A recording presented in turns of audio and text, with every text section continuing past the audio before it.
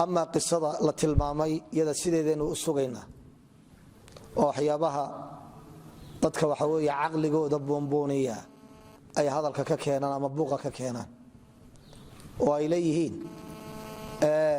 sidee bay u dhacday malakul maut in waxa weeye ishiisa laga soo tuuro nabiyullaahi muusana uu ficilka inta leeb uu sameeyaa iskaalaad bay keenan laakiin jawaabta kooban waxay tahay caadadu waxay tahay ambiyada ولا كلا دورنسية مركا جشود تماضو سينو إيمان دونت النبي عليه الصلاة والسلام حديث أبي سعيد إن عبدا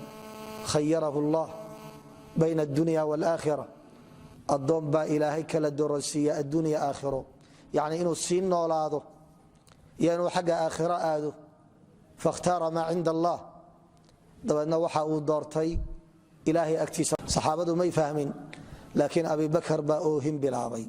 ومعناها فهمي نبي الله موسى وحو فلني وقتيسا hadii la gaaro in la kala dooransiyo oo la yiraahdo waqtigaagi baa la gaaray taasi kadiisay ku noqotay talabaad malakul maut wuxuu ugu yimid isagoo qaab bini aadana qaab malagnimo ugu iman horana looguma sii sheegin wuxuu arkay nin gurigiisa dhex taagan buu arkay gurigiisa dhex taagan وانا ملك الموت ولكن قاب كيمي بني ادم كيمي طبعا موسى وحكم بلابا انه درباحه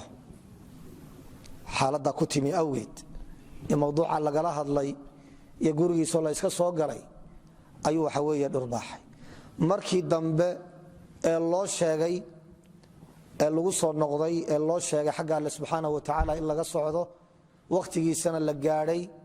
loona sheegay haduu doonayo in loo kordhinayo umrigiis waxa uu filaan hadda diyaar baan u ahay nafta in la iga qabto marka xadiidka siisaynu sugaynaa sababaha ku kalifay Muuse alayhi salaamna waa sababaha aynu sheegnay malakul mautki oo bini aadama oo idan la aan gurigiisa soo galay ba ficilka noocan ku dhacay